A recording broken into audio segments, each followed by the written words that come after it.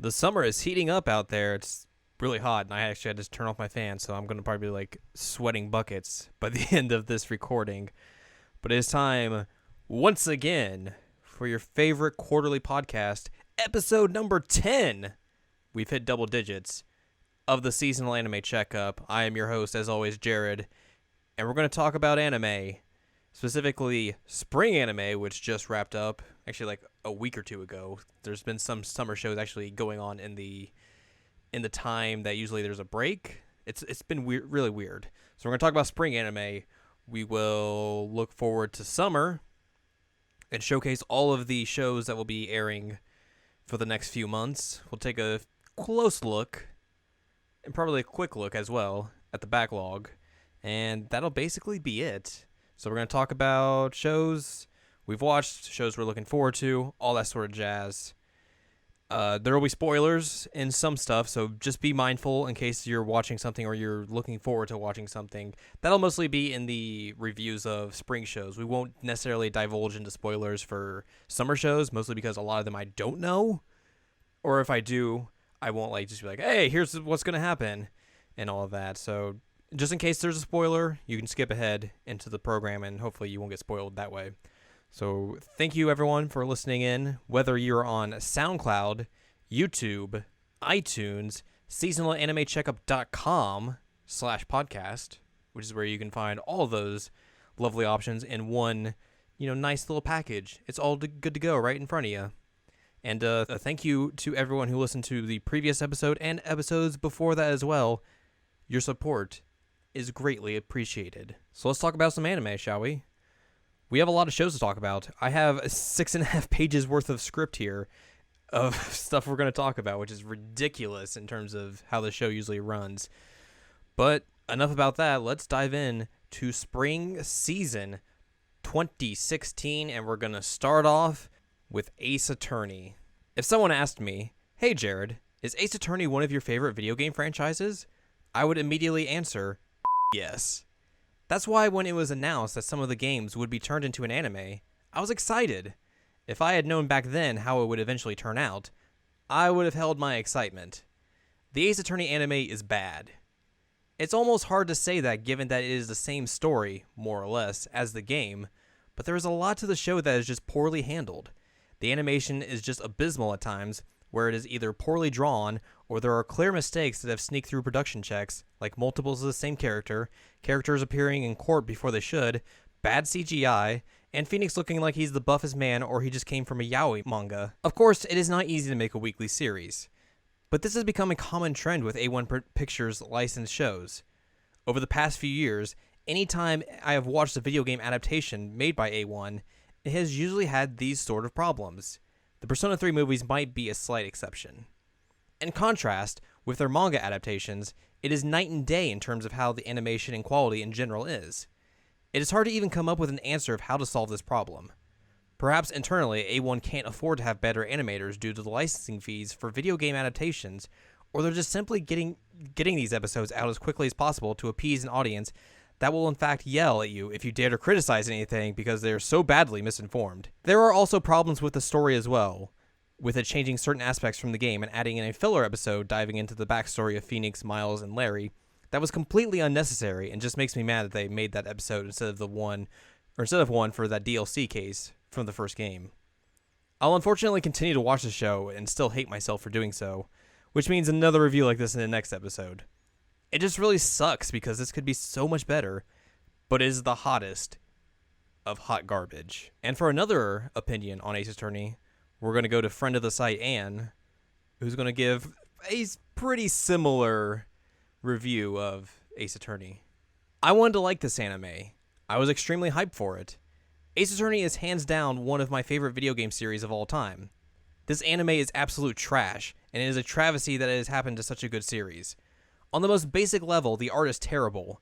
It had maybe 2 episodes of the run so far that didn't look horrible, while the rest was filled with awkward or inhuman proportions, a severe lack of detail in characters where it needed it, and a lack of consistency in terms of the scenes.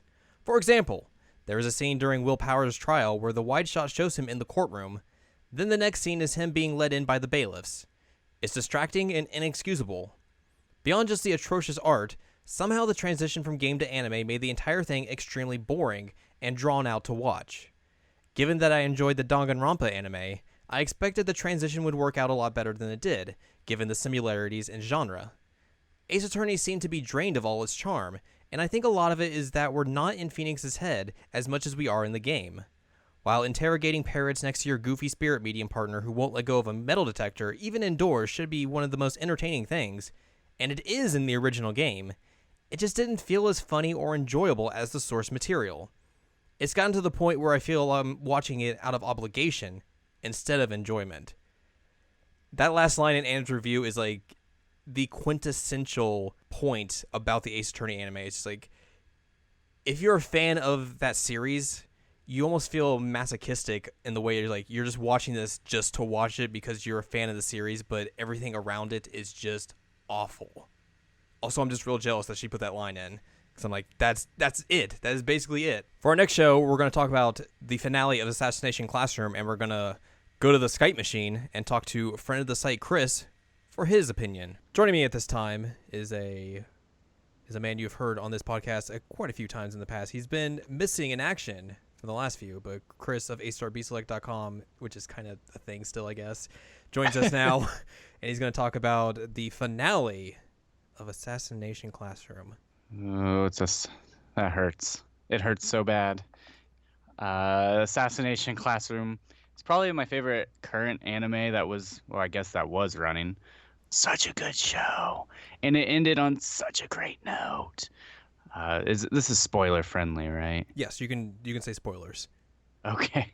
So basically, the entire premise of the whole entire thing is you have to kill Koro Sensei by the end of the semester, or he's going to blow up the whole planet. Dun, dun, dun. And they end up killing him. The entire classroom kind of huddles over him and holds him down, and the main character kills him with a knife. And it's really sad and emotional. And the final episode has basically like I think it was 5 or 7 years into the future. I think it was just 5. And it talks about or it shows where everybody's at in the stages of life, and Nagisa, who's like the main character, ends up being a teacher just like he always wanted to be. And he kind of follows in the same footsteps as Koro Sensei in the sense of his first assignment is like this. I believe it was a middle school classroom, but they all look like they're 20-some-year-old biker gang guys, and they're like threatening to kick his ass and because he's really small and tiny. And one of them grabs him by the shirt, like picks him up, lifts him up, and is like, "I'm going to kill you," or something like that. And he just kind of smiles, and then he remembers all of what Koro Sensei had taught him in the assassinations, and then he kind of him up a little bit and says, "I hope you do. You have until the end of the semester." Just kind of like Koro Sensei. And that's kind of how it ends. It was really beautiful. It was great. It was amazing. It was perfect. 10 out of 10. Would watch again. Do recommend. 10 out of 10 IGN. Mm-hmm. No, I give it a 5 out of 5. That's a good callback to something that some kids wouldn't even remember nowadays. Yeah, that's true. Assassination Classroom is over, so now you can go be real sad again. Well, they have a movie, too, a live movie of it, and there's a second part that I know has already been filmed. I thought it came out in like March or May or something, but I can't find it anywhere, so I need to watch the second part. The first part was great. It was awesome. It felt a bit rushed, but obviously it's going to be because it's a movie. They condensed like however many 20-some episodes into an hour and 50 minutes, but it still has like a lot of the same humor. They didn't really change or alter a lot like I expected them to. It was just really condensed, really cool, a lot of fun.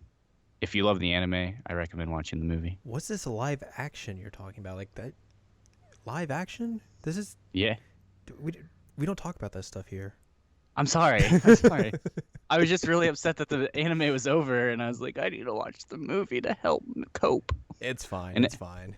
And to help cope. It's a lot of fun. But the anime, definitely watch it. It's amazing. It'll make you laugh. It'll make you cry. It'll make you laugh again, and then cry again, and then cry for a few days afterwards. And then you'll use Koro Sensei on your lock screen and your desktop wallpaper. I can't imagine you ever doing that. Yeah, definitely. Well, that's gonna do it for Assassination Classroom in general, because it's gone. Farewell. It's gone. Farewell. Shut. Farewell. Uh, And that's gonna do it for Chris here. Thank you for joining us for the first time in like a few episodes. yeah. You're welcome. Yeah. And then let's go back to the show. And we're back. Thank you, Chris, for that nice farewell to Assassination Classroom. Up next, we're going to talk about technically a show still in progress due to the way that the episodes are being released in a sporadic manner. Brotherhood Final Fantasy 15. And for that, we're going to go back to Anne for her thoughts on this mini-series, I guess you would say. The anime for the upcoming game Final Fantasy 15 confuses me. I'm unsure who the target audience is for the anime. It seems that Square Enix is using it as a marketing tool, but I feel that anyone who would enjoy the anime was sold on the game already. The anime had a strong start with a small introduction to the crew in the beginnings of a battle. However, it goes downhill from there. While the second episode is an interesting look at Prompto and his relationship with main protagonist Noctis, it caused a bit of confusion with its lack of continuity from the first episode. It was also a very strange and somewhat upsetting episode where Prompto decides to lose weight after gaining his motivation unknowingly from the prince's future fiancée in order to be considered good enough to be friends with Noctis. It is a strange message to carry, and it makes me question the friendship of these guys, which isn't the goal Square Enix is trying to accomplish. Another issue I had was that I'm not invested in these characters or understanding their motivations from the story due to the fact that this came out before the game itself. While some diehards may know every detail of the story, it is difficult to jump into this buddy-style story without much understanding as to why everything is happening or what is going on. Maybe it'll be easier to appreciate the anime once the game is out, but as a marketing and hype tool, I feel like it fell short. There was an episode actually just released today, which Anne was not able to watch before this recording, and I'll probably at some point watch all 5 episodes and do a review on here as well. But from what she's saying, it does seem like a very strange series that they're trying to produce, and basically as a marketing tool as well. Just it doesn't make a whole lot of sense. Next up, let's talk about Flying Witch. There was a slight theme of chill anime this season, with Flying Witch being one of them. A slice of life about a new witch living in a small town isn't the flashiest description, but each episode of Flying Witch was something nice and relaxing. It also allowed for a universe in which witches aren't considered horrible abominations, and as people knew about them, they were just like, huh, that's cool. Plus, having witches be your main characters can allow for different ways of building the universe of the show and the new wrinkles you can add to everyday life, such as fish that come from the ground, giant floating wells, hidden cafes where a ghost serves you, screaming mandrakes, and so much more.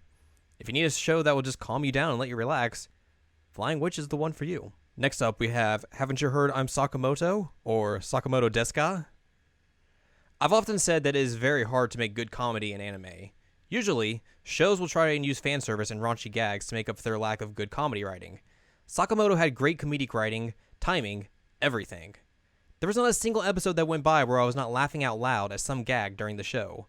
The ridiculousness of the show is one of the many parts that make Sakamoto so amazing.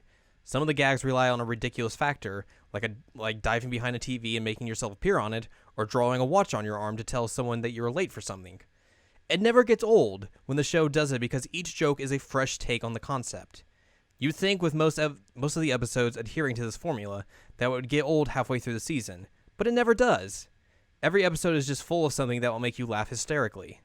It is unfortunate that one episode did not make air due to the earthquake that hit Japan in the second week of the show's airing. That episode will get bundled with the final home video release, so expect that to hit the internet around the fall. But even without the episode, the show's finale felt conclusive and even led to some theories that you would not expect from watching Sakamoto. Sakamoto is comedy done right in an anime and is easily the best show of the season. For another look at Sakamoto, let's head back to Anne for her thoughts on the series. This was another anime I discovered via ridiculous GIFs on Tumblr. After seeing several scenes that I thought were very funny, I decided to give the whole anime a shot. I'm extremely happy that I did. This bizarre slice of life anime legitimately made me laugh out loud each week with scenarios that felt clever while still erring on the side of weird. I genuinely grew to like each character, barring one, and seeing the story progress was an entertaining ride. The final episodes became more serious, and with the fan theory about Sakamoto's fate running around, I can understand why. It did feel like a fitting goodbye to the character in the anime, though, to have him leave behind his school and his friends with a pie on his face to hide his emotions. While this anime is quite short, I think that is beneficial. The characters, story, as well as the gimmick of Sakamoto's coolness did not overstay their welcome, and the anime ended on a note that was satisfying and fun. I'm still curious as to what they could possibly have for the final episode that did not air, but even without it, it was an exceptional and fun anime that is highly recommended. Next up, we have Joker Game. I am a sucker for period pieces. When I heard about Joker Game and how it was set a few years prior to World War II in Japan, I was already in. Add in the fact that it is about spies during this time period, which I'm a low-key sucker for anything historical and spy-related, and I was hooked. Joker Game certainly seems like a show that would be best suited to watch in a marathon setting, mostly due to the fact that once the first 2 to 3 episode arc finishes, each episode afterwards follows one of the spies from the D agency, and it can be confusing on who exactly is the agent that the episode is based around. It is not a deterrent to the show itself, but it can be to the viewer. Each episode and the different themes from episode to episode are very well done and offer a new way of looking at the show. It also gives, albeit a fictionalized version of the world and the tensions that were brewing between different countries prior to World War II. While perhaps not the show's true intention, I want to actually research or read a book about how spy movement from country to country and the intricacies around that from the time period that Joker Game encapsulates. If any of that interests you in the slightest, you should certainly give Joker Game a shot. And now for perhaps one of the more controversial shows of the season, while also being very hyped, Kiznaiver. There were a few shows that received a bit of hype prior to spring season getting underway. One of these was Kiznaiver. For the first half of the show, it had certainly at least lived up to the hype that it had received. But then everything started to go downhill and spiral out of control. With the premise of gathering a group of students from the same class and making them feel each other's pain, you would think that would be a slam dunk in terms of coming up with unique storytelling, and for some characters, it does actually do that. For the most part, though, Kiznaiver is a classic case of the supporting cast being far superior to the main protagonist and deuteragonist. If you're ever thinking about being a writer and worried about making a boring protagonist and deuteragonist, just watch this show and do the complete opposite of what the writers do here. Katsuhiro is just awful, boring, and uninteresting as the protagonist. It basically takes until the end of the show to figure out why he is so terrible, but even the payoff to this is not good. The same goes for Sonozaki, the deuteragonist, who is just gullible and stupid. Yet these characters are fated to be together in a boring storyline. It is probably bad when I was rooting for Katsuhiro to get the shit kicked out of him by Tenga, which did happen eventually, since he was such a shitty character.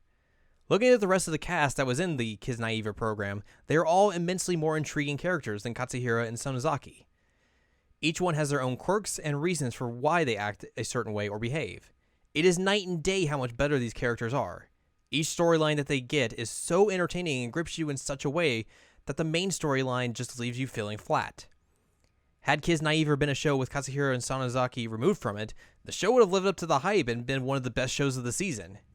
If you have to watch Kiznaiver, watch it for the supporting cast and their trials and tribulations and just ignore everything else. And for a second opinion on Kiznaiver, let's go to friend of the site Haley and see what she has to say. I had a lot of hope for Kiznaiver. I love Studio Trigger and was hyped for the unique story Kiznaiver seemed to offer. However, after dragging myself through 12 episodes and almost giving up twice along the way, I have to conclude that Kiznaiver was simply okay. It wasn't awful, it wasn't a total train wreck, but there was nothing about it that really grabbed me, and after finishing the last episode, I sat back and thought, yep, not gonna remember anything about that show in a few weeks. The main issue for me was not the plot, but the characters. Other than a few key exceptions, the cast seemed poorly fleshed out. In particular, Hisomu seemed like a one-note character whose only purpose was for a super awkward laugh. While a few characters were given complex and heartbreaking backstories, most were pushed to the side, particularly characters I wanted to know about. Tell me everything about Tenga Trigger! This left the cast feeling unbalanced. Also, the backstory of the experiment that was revealed at the end of the series was super awesome, A+++, but unfortunately there was no time to really explore it. The show's pacing suffered for it. All in all, it wasn't a total waste of time, but it was a waste of a good concept. Tenga will always remain in my heart, though. Now let's talk about Mobile Suit Gundam Unicorn Re-0096. Following the success of Iron-Blooded Orphans being a refreshing take on the Gundam franchise, the re-edited version of Unicorn feels like a big-budget summer action film in comparison.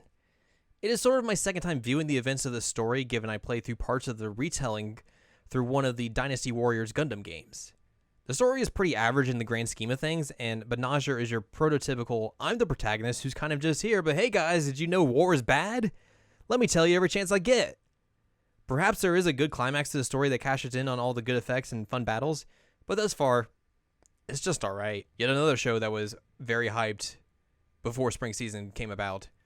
My Hero Academia, aka Boku no Hero Academia. Another show that was hotly anticipated before the season began, My Hero Academia was able to make a strong argument for why it deserved the buzz. A world where heroes can come from anywhere and anyone certainly isn't a new concept, nor is My Hero Academia breaking new ground on an old formula. But the show works. A lot of the story is typical shonen tropes where a young boy basically is granted powers. The catch here is that everyone is supposed to have powers in the world, but Midoriya never develops powers and is a rarity known as quirkless. An injured famous superhero takes him under his wing and gives Midoriya his own power. The rest of the season follows Midoriya through his new trials and tribulations in a high school developed to build heroes. The season is packed full of emotional moments from episode to episode and action that would be amongst the best of the shonen genre. It was surprising to see that this season was this short, as I would have imagined it would continue into summer and beyond. There is a season 2 coming soon, but no timetable has been announced for its release. Up next, let's talk about Sailor Moon Crystal, aka Bishoujo Senshi Sailor Moon Crystal. Given that I wrote a 20-page paper on the franchise for a course last semester, I've done a lot of writing and talking about Sailor Moon since our last episode. Especially about the third arc of the manga, which is pretty important to the grand scheme of the story and also my personal favorite.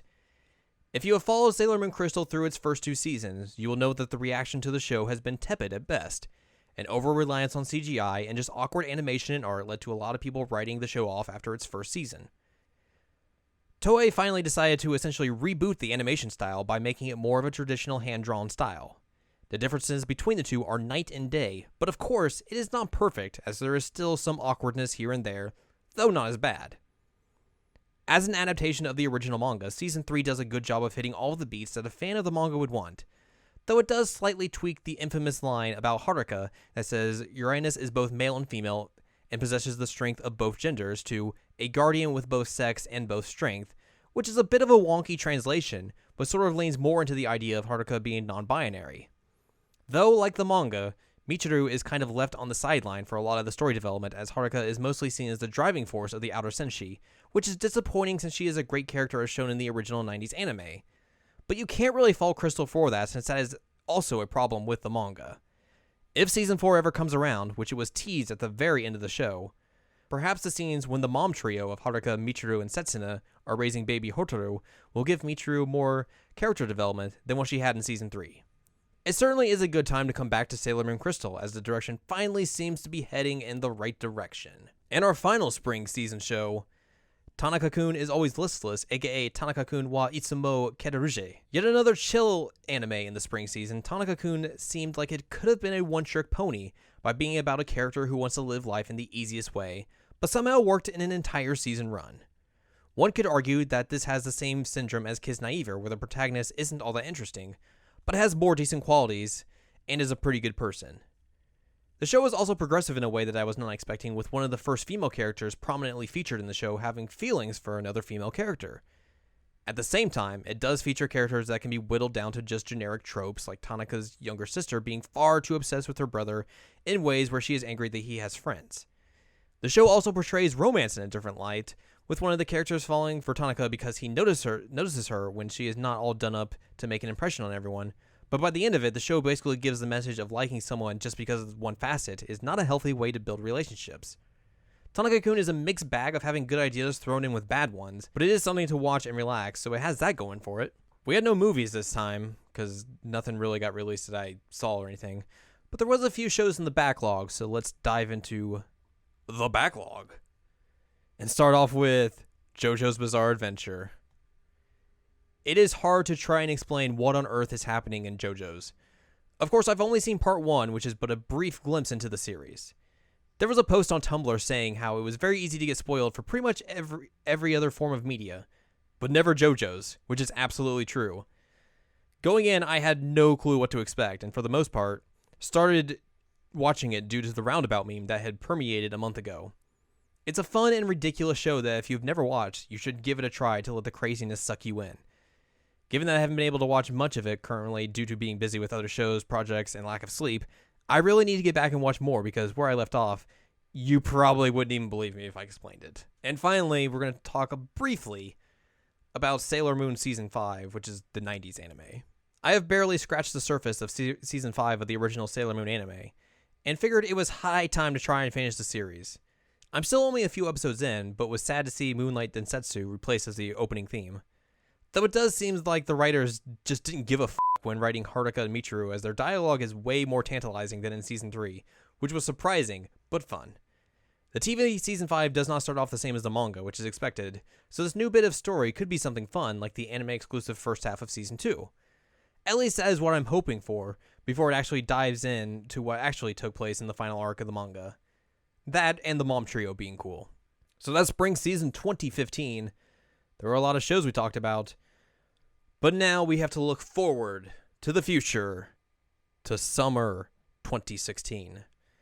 So we're going to do a preview of each show, give you a title, give you a description, and talk about what's coming over from spring, some shorts, some movies, some OVAs, and then we'll probably do a brief look at fall just to see what is possibly coming up even more so in the future.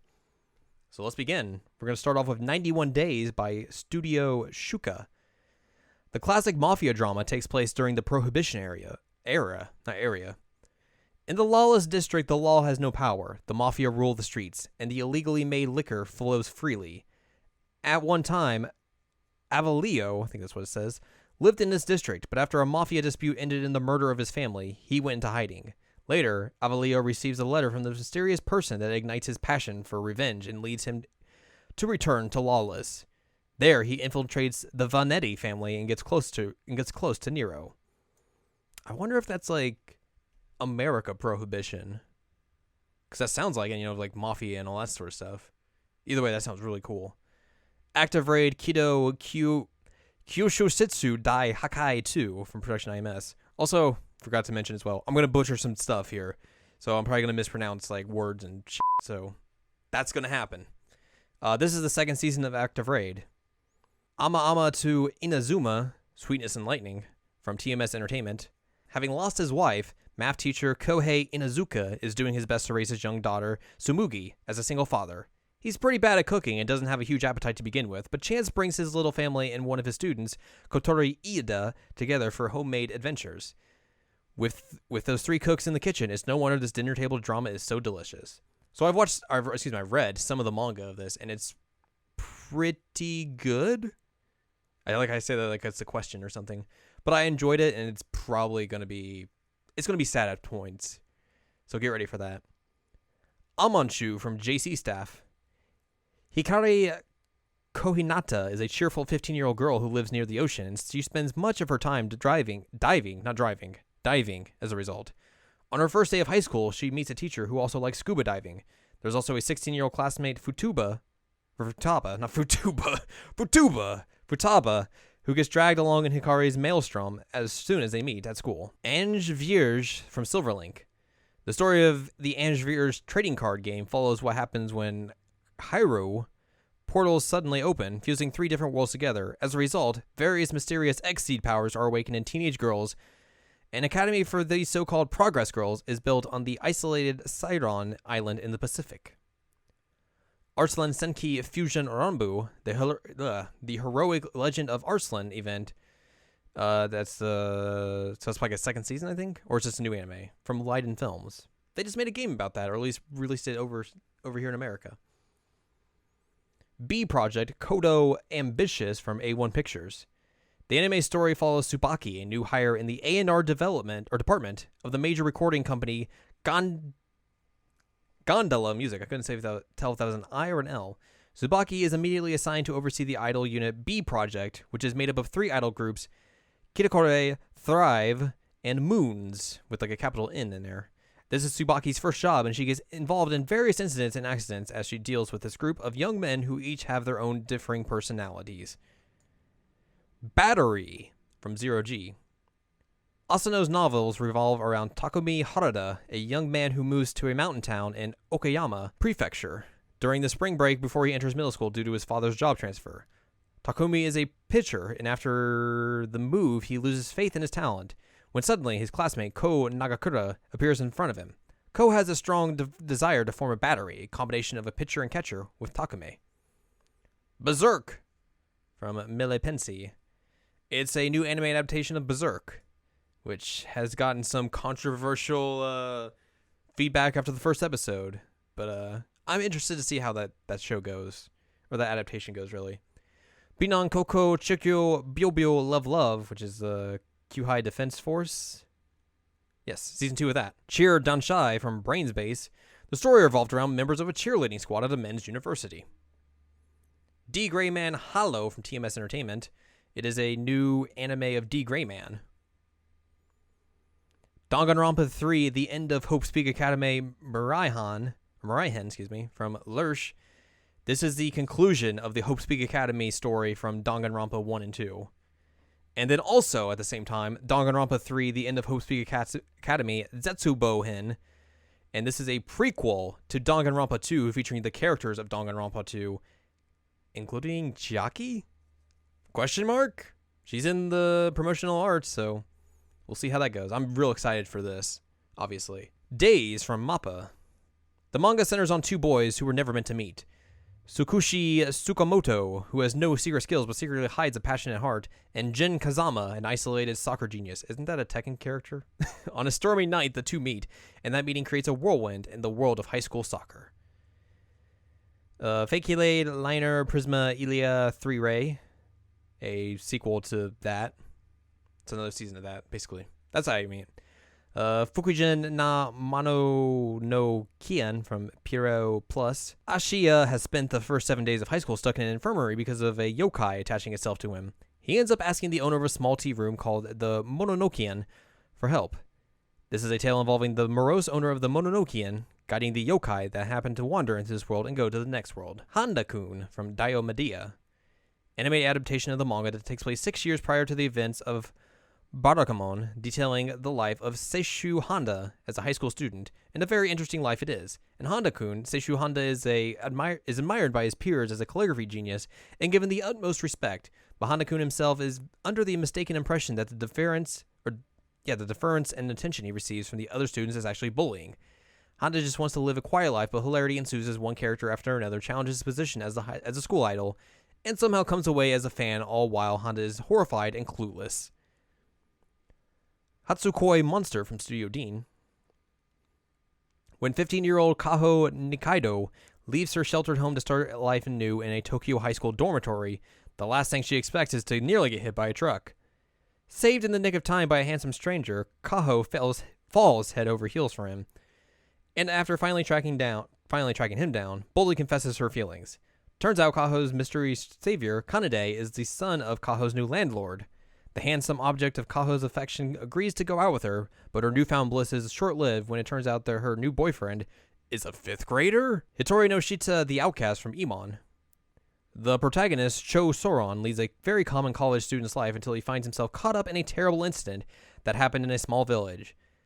As he was walking through a graveyard, Cho Soron is assaulted by zombies. Thinking that it was over for him, a mysterious girl carrying a sword suddenly saves him and disappears. The strange encounter is going to change drastically the fate of our hero. I read that right. Kono Bijutsu Bu Niwa Mondai Gararu from Feel. The manga focuses on an art club in a certain middle school, and its members, Subaru Uchimaki, who is a genius at drawing faces but only wants to draw the perfect 2D wife, Colette, a rich troublemaker who never stops making mischief, and the club president, who sleeps through sessions and collects sleeping aids. Mizuki Usami is the only person in the club who wants to do art club-like activities and constantly struggles to do so.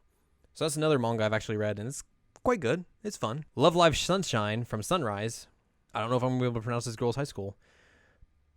Uronohoshi Girls' High School, a private school in the seaside neighborhood of Uchira at Numozu City, Shizuoka Prefecture. You would think I've watched Love Live, I would be able to pronounce all these. A small high school in a corner of Suruga Bay, it is home to 9 teens led by second-year student Chiaka Takame, driven by one seriously big dream, to become the next generation of bright, sparkling school idols. As long as we don't give up, any dream can come true. All we have to do now is keep pushing hard for fame and glory. Now their school idol project begins to make their dreams come true. So it's basically the spiritual successor to Love Live. Maso Gakuen H-X-H from production IMS. Hida Kizuna possesses the HHG Heart Hybrid gear, ability, but it is not strong enough to make him particularly important. His older sister calls him to transfer to a strategic defense school where many of the students, many of which are large-breasted girls, because, of course, use their HHG abilities to fight invaders from another world while wearing extremely skimpy pilot outfits.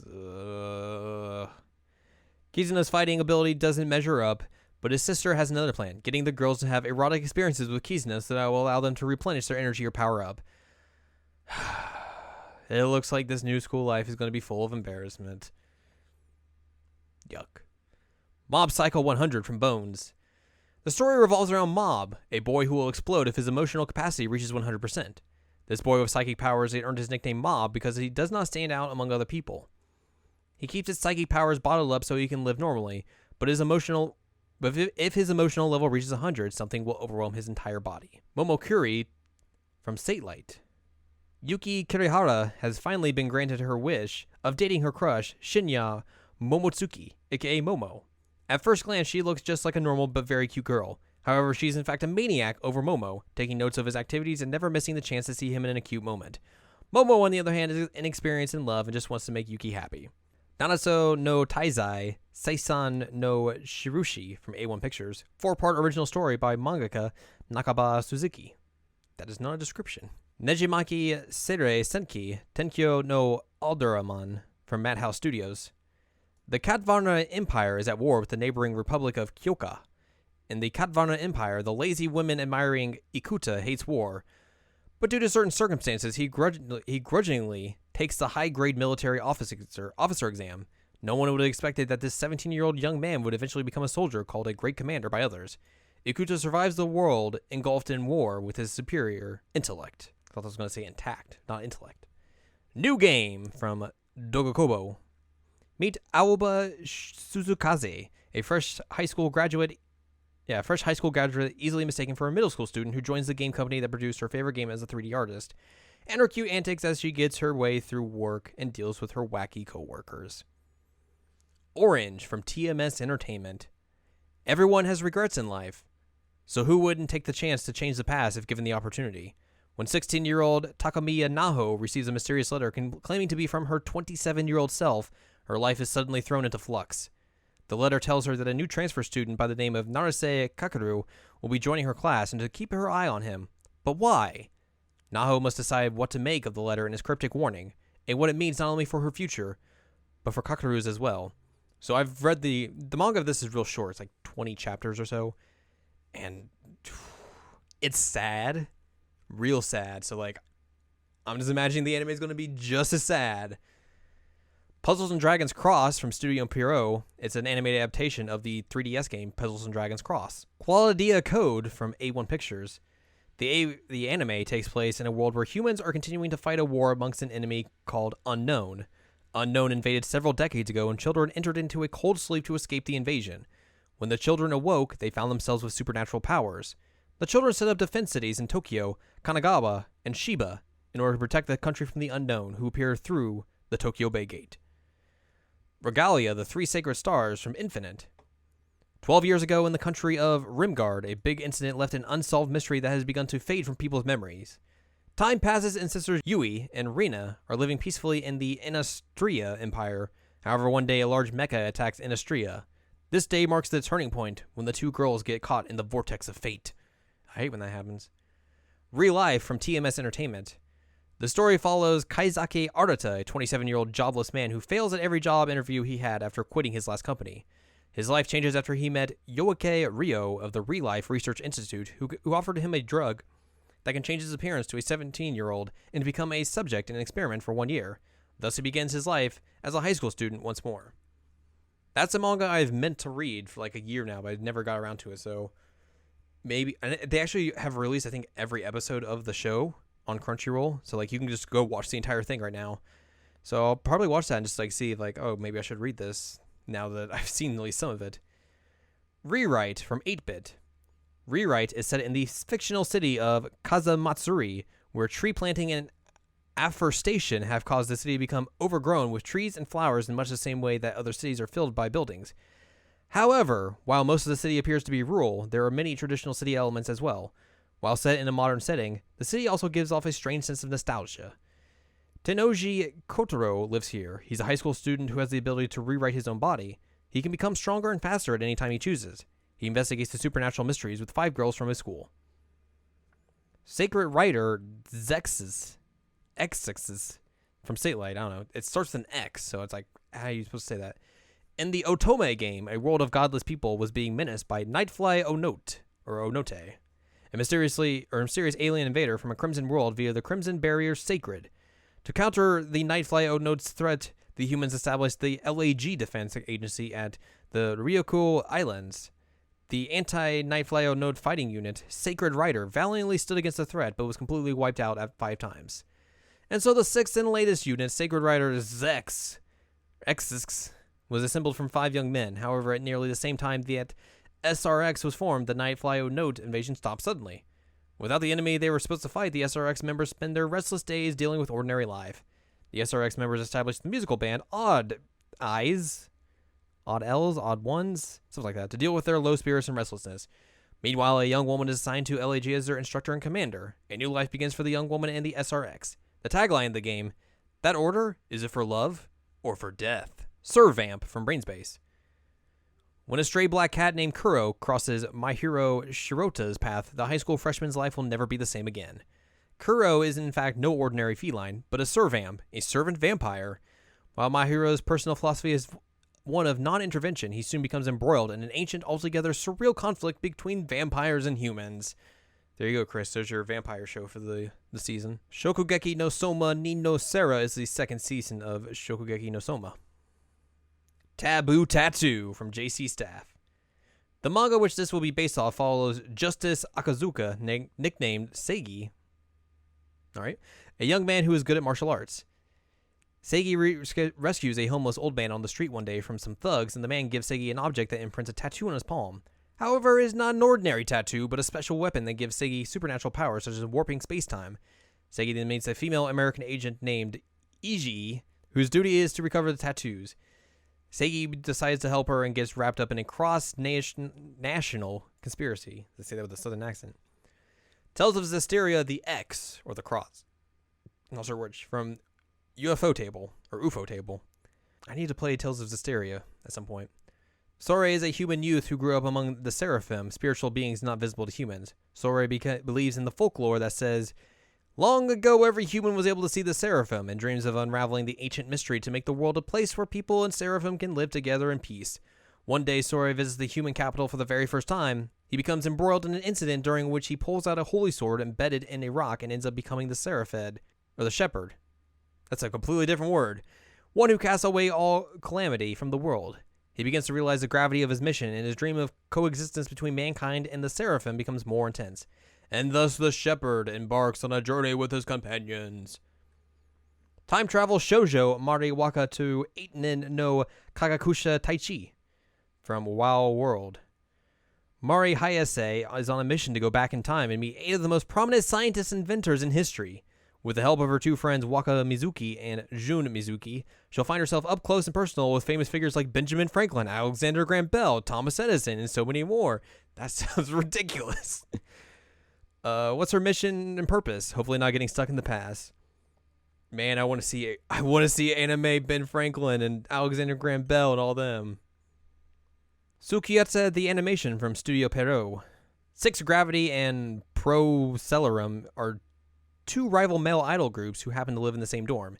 6 Gravity is made up of young men who represent the months of December to May, while Pro Celerum's members represent June to November. Follow the daily lives of these 12 young men as they deal with the stresses of idolhood, school, and living together, with music by famous Vocaloid producers.